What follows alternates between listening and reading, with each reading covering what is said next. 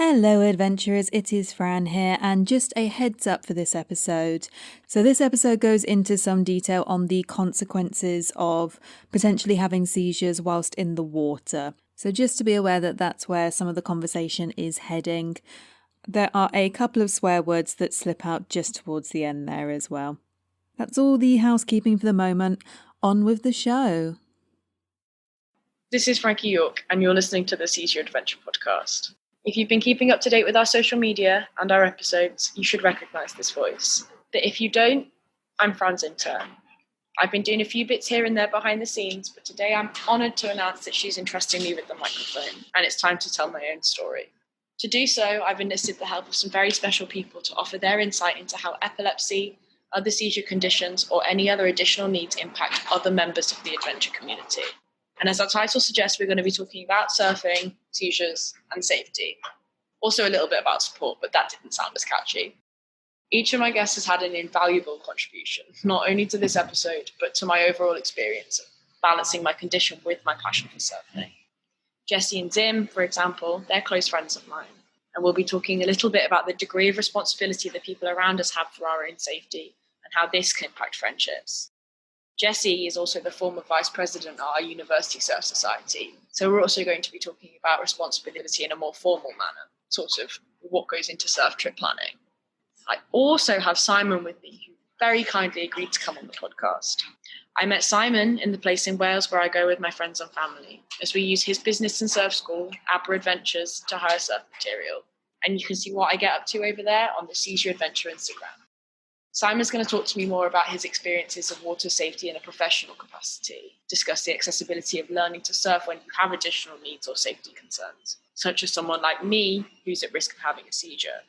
For me, surfing's more than a sport. It's a passion, an addiction, or a lifestyle. And when I asked my wonderful guests, they had very similar things to say.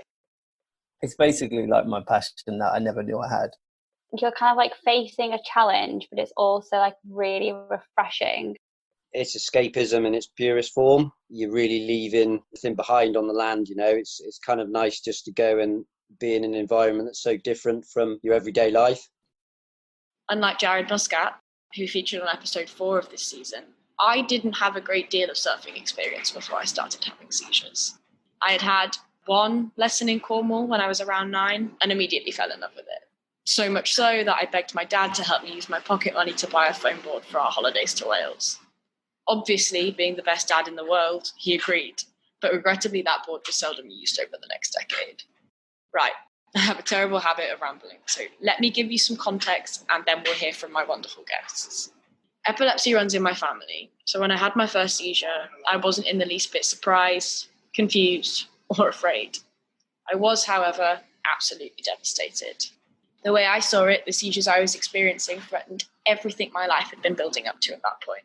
I was 16, so just beginning to gain my independence, discovering boys and alcohol, desperate to learn to drive, and considering what I might want to do with my future. Emotions run high when you're 16. Adding frequent, debilitating seizures into the melting pot really knocked my confidence. In my case, at least, frequent seizures is directly related to my stress levels. So by the time I finished my A-levels, I decided for the benefit of my health that I really should take some time off. Hesitantly, my parents let me go off traveling. This was my first big adventure. I lived in Chile for around 9 months teaching English, and then I went off around all of South America. Miraculously, I only suffered 2 seizures in the whole year. I was in Ecuador when I made a friend who asked if I wanted to go surfing with him. When I said yes, I hadn't thought twice about my seizures, and luckily that hazard was never realised. But in hindsight, I really should have taken more care. From that day, my passion for surfing was reignited. When I came home to start my degree at University of Manchester, joining the Surf Society seemed like the obvious next step to cultivate my skills. Unfortunately, my first term at university was accompanied with several academic and personal stresses, and therefore a huge spike in the amount of seizures I was having. And all the confidence that I built up on my adventure dissipated at a dramatic rate. Once again, I was terrified to even leave my house, let alone go surfing. And this broke my heart. I'm sure many of our listeners are well acquainted with the idea that having seizures can be a very traumatic, devastating, exhausting, and isolating experience. In some cases, it's even life-threatening. And when you're going through that, it's very easy to forget that it also burdens those close to you. I know I'm guilty of this. To this day, I've never witnessed another person have a seizure, and I have no idea how I'd react in that moment. But for my friends and family, it's a regular occurrence. I digress. With the support of some incredible people over time, I was tentatively getting back into the water. And now I can confidently surf anywhere, in any weather or swell condition, and trust that I know my body and limitations well enough to stay safe. Learning to surf really changed my life and the relationship I have with my condition. But it definitely isn't without risk. And I do have to say I've had a few very close calls, which is why now I'm so passionate about promoting safe surfing. So without further ado, let's get into my conversation with Simon to give us a crash course in beach safety and protocol. Thank you very much for joining me, Simon. You're welcome. We've spoken a little bit about surfing and stuff like that when you have additional needs, but what I don't know, Simon, is how you got into surfing. Can you tell me a little bit about that? I think the first time I tried it was in an activity centre when I was 14. It was on a school trip, like an activity week. We got to do loads of activities, and I think from then on I was like, yeah, I quite like this. And then playing around on polystyrene bodyboards on holiday, that's what got me started. Just went from there. Right, so we're going to talk a little bit about safety. We both know that surfing can inherently be dangerous if you don't respect the sea anyway, and then to add any sort of additional safety needs is another sort of thing to consider. So obviously you have your surf school and your hire shop. That means you are a surf instructor. Can you talk me through the steps of how you become a surf instructor? Okay, it can be quite a relatively short process to gain the qualifications, providing your level of competence is quite high. So the training that goes into it, it's quite a lot. First of all, you need a beach lifeguard qualification recognised by the ISA, International Surfing Association, or one of the other bodies that issue surf instructor qualifications. And even though the qualification itself only takes a week, the amount of training that needs to go into it in terms of fitness and your board handling and patient handling is quite a lot. So a lot of people come into it quite ill prepared and find it really hard to actually pass the lifeguard course, because it's a very intense course. After that, you then need to gain a surf instructor qualification. We chose to go down the route of International Surfing Association. That's kind of like I would probably say the industry standard across the world. They are the governing body, and those two qualifications are your minimum that you need to be a surf instructor. When we've spoken previously about when I originally asked you to come on the podcast, you mentioned that you were a Coast Guard. Correct me if I'm wrong, but I thought you might be an EMT or something, or like you've got some sort of medical training. Can you tell me a little bit about that? I'm volunteer on both lifeboat, the RLNI, so we don't do the same training level as high as EMT. We do basically like a crash course in it, so we learn what we need to do, not in terms of like the training that those guys get when they go on their big, I think it's like a 12-week intensive course. They kind of learn the whys, the wheres and the therefores, whereas we just learn like, this is happening, these are the symptoms, this is what you need to do. So it's kind of basic in that aspect, but it's a similar level to what EMT is. And do you have confidence that if you were in the water with someone or you were called to do some sort of rescue, that if someone was having a seizure or drowning, that you would know what to do? Yeah. I think I've done so many lifeguard courses now, and then the RLNI casualty care, which is what it's called. Can't think how many times I've redone my lifeguard. It must be 7, 8 times, maybe more now. To obviously hold these qualifications, are you required to refresh and update them on a regular interval? Yeah, we are. I think the lifeguard is 2 years in Wales. England, it's every year you have to update. And then RLNI casualty care is every 3 years. So plus we're always doing training anyway, kind of routine training. Okay, that's great. Thank you. It's always good to know that our local surf instructors and lifeguards are equipped with the knowledge to handle the situation if anything serious happened while a person's surfing. But let's bring this a bit closer to home. We're going to go to Jessie to talk about surfing and planning with the University Society. Hello, how are you doing? Hello. So obviously this past year you have been very influential in my surf career, if you will, being Vice President of umsc. Do you want to tell me a little bit about what your role has involved and like the challenges that you might have faced? So I feel like as Vice President, it was a very supportive role. So like, yes, you kind of were in charge, but president was in charge. And I think it was my job to make sure that like everybody else in committee like knew what they were doing, like had everything they needed to do their job, and then sort of had me there, kind of help them along and guide them and pick up the pieces a little bit. But then I think it was also when it came down to it, making those decisions and being like, this is what's happening. And I think I was definitely sometimes a bit bossy, but I think sometimes with surfers, it's a case of like, come on, this is what we're doing, let's get moving. So I think it was a bit of a mixture of kind of like taking charge, but then also kind of supporting everybody else in committee. The biggest challenge is definitely kind of like the behind the scenes organisation, undoubtedly. Making sure that you've got like everybody's information, you've got everything organised from food to like transportation, and then just kind of keeping on top of everybody. And that kind of behind the scenes organisation is definitely the hardest bit. Do you want to tell me a little bit about like safety in the club? So obviously we go on big trips, there's like 50, 60 of us, sometimes even more. What do you guys have to do as committee to make sure that everyone's safe? Is there forms and stuff that need to be filled in? And so on the one side, you do have quite a lot of responsibility. So at the beginning of the year, at the beginning of the like academic year, we fill in a risk assessment for this year, kind of updated it a little bit, kind of added bits and bobs. But yeah, you have to have a really comprehensive risk assessment in terms of where you're going. So we're classed as a like high extreme sport. We're classed as like, there's like 3 categories and we come in the highest. Extreme danger, like chances of injury. Yeah, so we have to go from stuff like people get like, we've had incidents of people getting like hit in the face with a surfboard, someone getting caught in like a riptide and not necessarily being able to get out from the sea, even just small injuries like cuts and scrapes. And you kind of have to take all of these into consideration and put them in a risk assessment. And then whenever we go, we have like on my phone, I have the emergency contacts of like the university sports officer, the university security team. Like I have their numbers if need be, so that if something happened to anybody, I can contact the university, contact parents really quickly. So yeah, so we do take on that responsibility.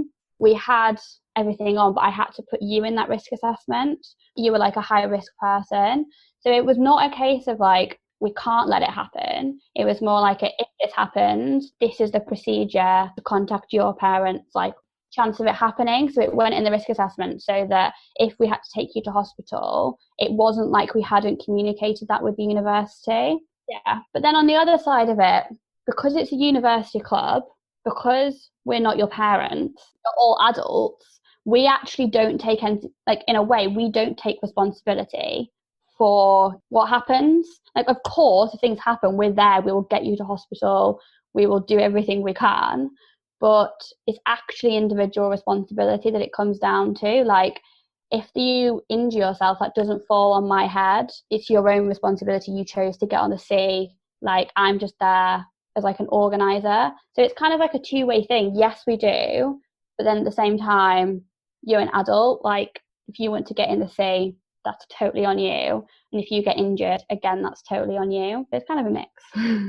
That's cool. That's really interesting, because I knew there'd be a lot of like due procedure with health and safety, irrespective of myself, but it's really interesting to hear like what you guys have to go through. So obviously there's a clear line that no one is your responsibility, but do you feel that you have to draw the line personally somewhere where you're like, oh, like trying not to get yourself so involved? Because like you say, these are all your best friends. Yeah, I think so. Like, I would definitely kind of maybe describe myself as a little bit more uptight, a little bit more kind of anxious as a person.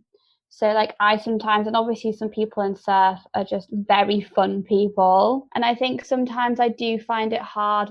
I think the thing for me is that I never really mind when they're all going a bit crazy and like doing silly things, whatever.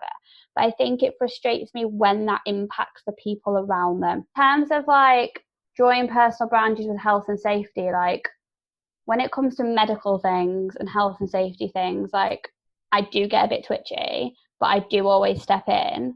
And I like to think that sometimes I think the people around me are a little bit like, oh, Jessie, just like, let's have fun. But then they also know that if something was to happen, like I'd be there, I've got a first aid kit, I will look after you. maybe. I like to think that anybody is like, Jessie will have a plaster. So now I feel a bit more informed on the matter of safety and risk. But I want to go a little bit deeper again, and I want to talk about my friends, about this responsibility, and how taking all of these safety matters into consideration can impact friendships. So I asked Jessie and Zim about their experiences of surfing with me, and this is what they had to say. It was kind of a bit difficult as in to like know when to let you take responsibility, and then also be like, do I step in? Do I not? I think as a committee member and as somebody who's like your friend, I think something that is challenging is kind of how much of your issues we take on, in terms of you're going to get in the sea because you want to get in the sea, and that is totally your choice. But I think it's that thing of like, you've always had few others who know how to look after you when you have a seizure, but I wouldn't really know what to do. Like, I could try, but I wouldn't really know. And I think it's that thing of like, as a committee, we made the decision that it's your choice. Like, as long as you've decided that like there's people around you that have got the stuff that you need for when you had a seizure, and there's people that are looking out for you, then kind of like we sort of took a bit of a back step with it. Who are we to tell you what to do?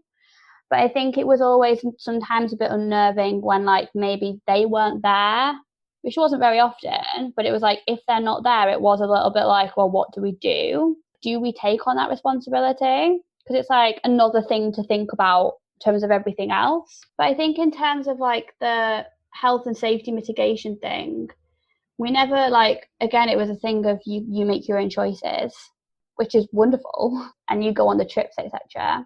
But I think it was more a case of like making the university aware, but then also kind of more like the procedures of when, if it got really bad kind of thing. So say you got taken to hospital, it was more discussing like one of us would go to hospital with you.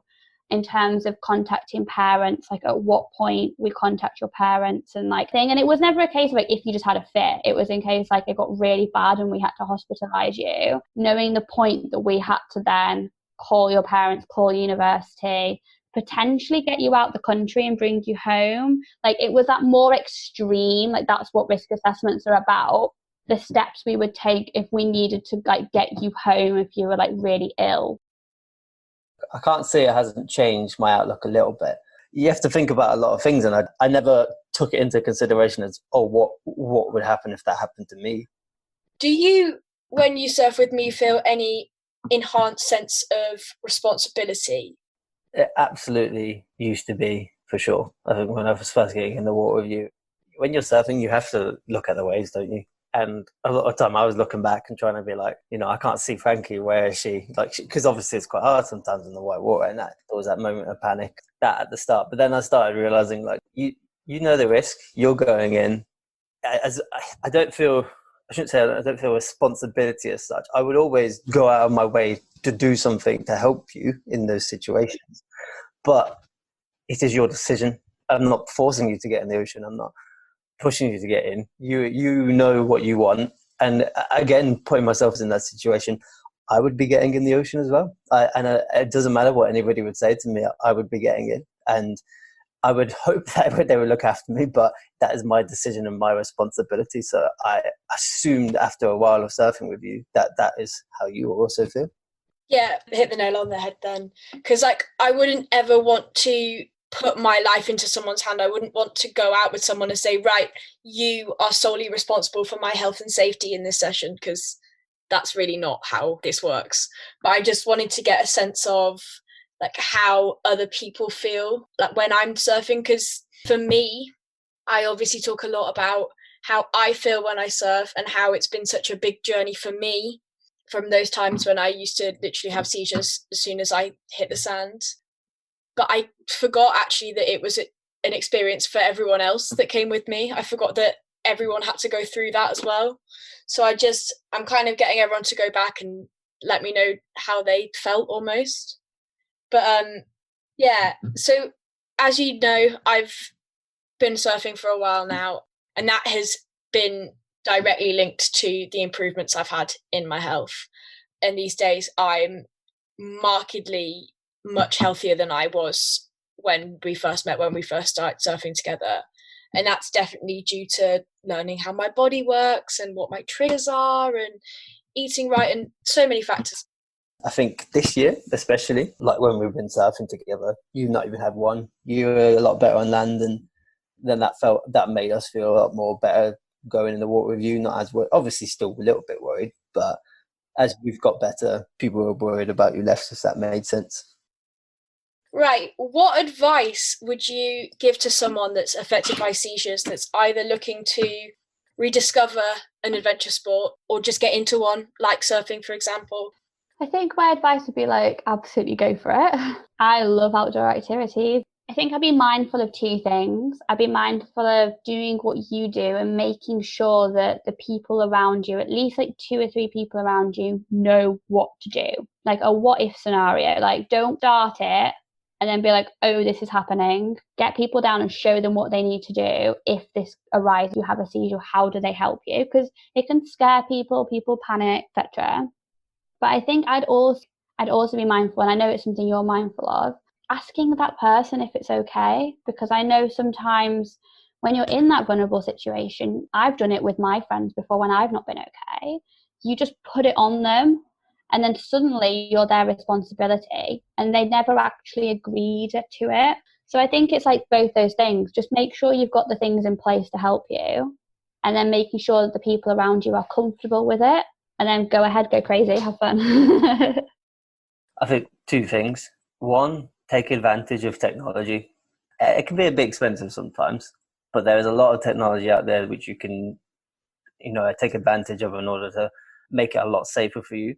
For instance, when you go out and surf, I think that you should actually have, I know it's really annoying, but a wrist walkie-talkie with someone you're going in the water with.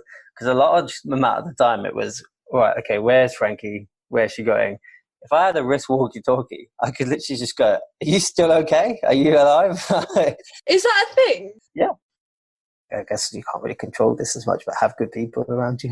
Join clubs, bake them some cakes or something like that. I don't know. Become friends with people who are involved in the sport. And most of the time, they'll, like I said, go through the thing I've gone through, but appreciating the fact that if they were in your shoes, they would want to have someone there to help them when they want to do that sport or activity. So it might not happen straight away, but it will happen eventually. Most people in any type of sport. So surround yourself with good people. Yeah. Okay, so we've talked about what advice you'd give someone in my position. What advice would you give someone in your position, maybe a friend or a family member who's got someone with a condition like mine saying, I really want to get into this? What would you say to the person that was in the supporting role? I think my advice would just be really open and honest conversation about it, kind of tackling the issue, not like hiding from it. Because sometimes it can be overwhelming to acknowledge that you've got the responsibility of somebody with a health condition, but just being like, that is an issue you're going to face, so deal with it.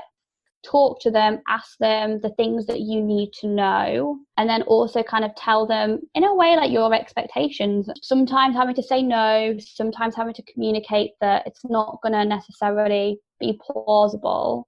I would say make sure they're aware of all the risks and dangers before. So like obviously whenever we take a new person surfing, you have to make sure that they're aware of all the risks and dangers. I would overemphasize these risks and dangers to that person and reflect on how those dangers and risks might be influenced even more by their condition. For instance, in the case of epilepsy, I know when you get tired, or when you used to get tired, you would have more likely have a seizure. So, for instance, if I know I'm going into water with a strong rip or strong current out back, which is quite known for that, maybe I need to let them know not to surf in those conditions just yet, or maybe do a lot of swimming practice beforehand if they're able to, of course. But just making sure that they're more aware than usual of the dangers and risks and how their conditions are influenced by those. That's cool. Okay, is there anything that you wish that I had said a year ago or whenever we first started surfing? Is there anything you wish you'd known? Because I have a few regrets. I put my hands up and say there's times I've surfed when I shouldn't have, or stayed in the water when I shouldn't have. I've done things that have impacted people and hurt people. And anything that you wish you'd known or you wish that I'd said that could have made our whole journey together a little bit easier on both of us. As far as things go, you informed us as much as you should have, and actually the person who was in charge of the rest was already there. If they weren't there, then I would have preferred a conversation, a more in-depth conversation about the risks towards us and what we would have to be doing as a result. Does that kind of make sense? That's really good to know, because like I say, there's times that I've pushed myself when I shouldn't have done, and there's times that things have happened that obviously shouldn't have happened, and I need to I don't know if it's make amends, or like, I think I just need to explore that for my own cathartic reasons. But also, this journey has been so unique. So trying to navigate all of these things with our friends and with our health and stuff, it's quite tricky. I mean, I've never thought you've wronged me. I'll say that. It's a really selfish sport. Like, you want a wave. You don't want anybody else to get that wave because you're on that wave. You don't want as many people to be there. And I think we have to grow out of that as a sport quite a lot. Actually, that's really saying something. But wronged, annoyed, pissed off sometimes. Yeah, but if you're not getting pissed off at your mate, why are your mates? And lastly, is there anything that you thought I would ask you that I haven't? Is there anything else that you want to say? I'd only say, like, have a bit more faith in other people, and not to worry about it as such, but maybe just take it from their point of view. It's like, they are probably wanting to do it, and most of the time they'll tell you otherwise. They'll if someone really didn't want to do it, they really would tell you. They are doing it because they want to kind of help you out, and most of the time they understand the position you're in, and maybe just pick up on their feelings a little bit more in terms of how you might be able to reduce their worry. There's one person who was by my side for the whole of this journey. Yet, when I asked them if they could share their experience, they refused, citing firstly, they didn't want to rehash the trauma, and secondly, that they wouldn't be able to live with themselves knowing that they had encouraged anyone with any kind of additional needs or safety requirements to take up surfing. And this really got me thinking about accessibility in sport. Luckily, I knew I could turn to Simon with all my questions. Here's what he had to say. We get all the time people with additional needs. Do run, it's called Surf Rider Club, so it's for children with disabilities in Ceredigion. So we get a huge variety of different additional needs. So people with Down syndrome, some people are quite severe on the autistic spectrum, and of course all the other health conditions. We also do a lot of work with guys with quite severe learning disabilities. So again, quite high additional needs. You know, they're probably the most rewarding lessons that we do, I would have said. And just because you're taking people into an environment that's so totally alien for them, and a lot of the time they're just like, you can just see it's almost like a light bulb flicks on. They're like, my God, this is amazing. I love that. So obviously you've trained with the ISA. Do you think the additional needs training from the ISA is adequate? Would you say that you've got experience now and you know how to handle all these people with additional needs, but would you say that the minimum sort of standard is adequate, or there could be more to make it more accessible? Definitely more. The ISA qualifications don't really tend to, well, they certainly didn't when I did them. They never really concentrated on any kind of inclusivity. I think now things have changed a lot. It's been a while since I did my first ISA qualification. In fact, any surf qualification is probably about 5-6 years now, my last surf qualification.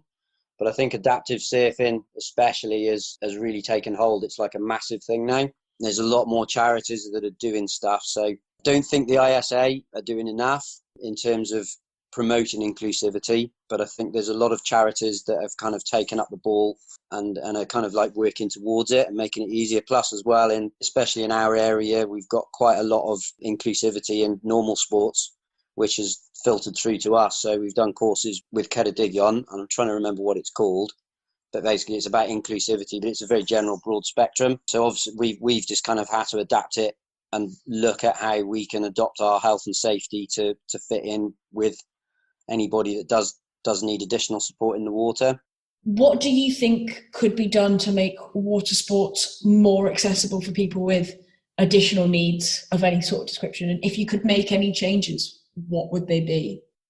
I think it'd be nice for the International Surfing Association qualifications to put in inclusivity into their qualification. More and more surf schools around the world are are basically using surfing as a form of therapy. And it would just be nice if they kind of brought that inclusivity in and just gave people some kind of ideas of what to do. We were very much in the dark, and we were like, right, okay, well, how can we facilitate surf lessons for these guys in the Surf Rider Club? So there wasn't any protocol to follow, and it would be nice to see that protocol filter down.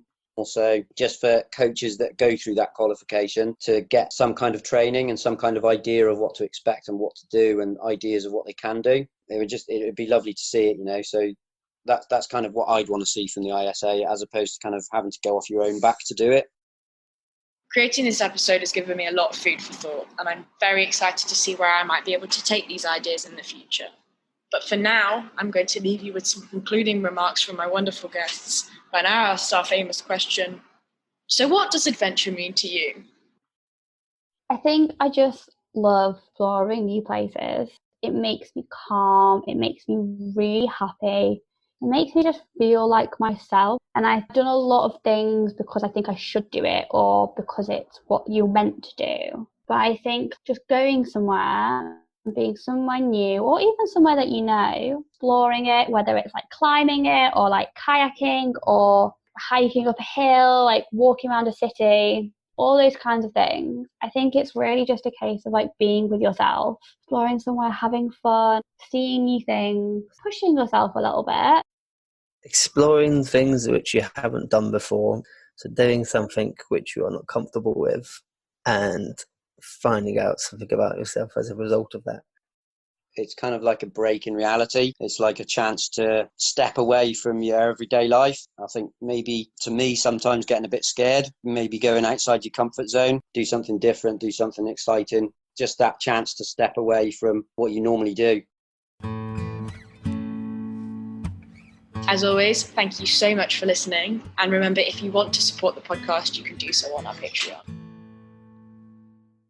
Don't forget to seize your adventure. Hello adventurers, it is Fran just sliding back in here to say thank you very much to Frankie for that amazing episode. It was a fantastic idea to get some responses from the people that have supported her through her journey, and I think it just really goes to show the adventures, even when they are done solo, are never really done alone. Thank you very much to everyone that Frankie spoke to and everyone that I know helped her behind the scenes as well in terms of doing some of the recording, and we had a few technical difficulties and some of her friends over in Spain helped out with that on site as well. So thank you to everyone that has been involved in this episode, but of course to Frankie most of all.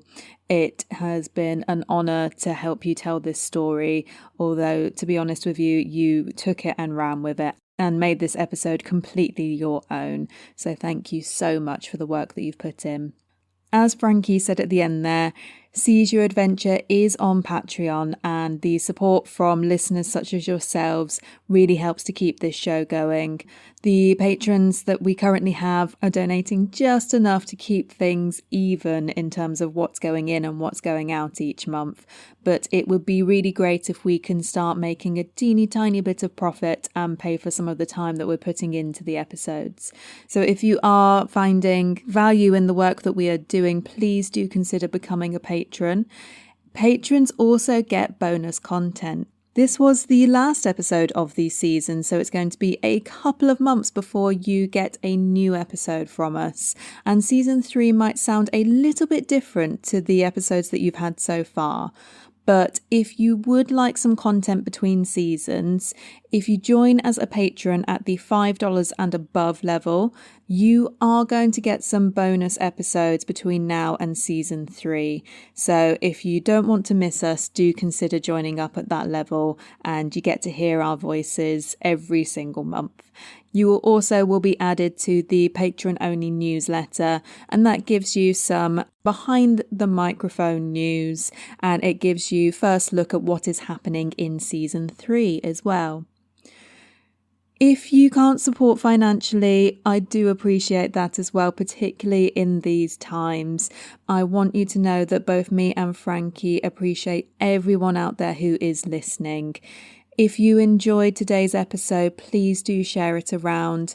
We are really close to 5,000 downloads, and I'm really hoping that this episode will just push us over before the end of the season.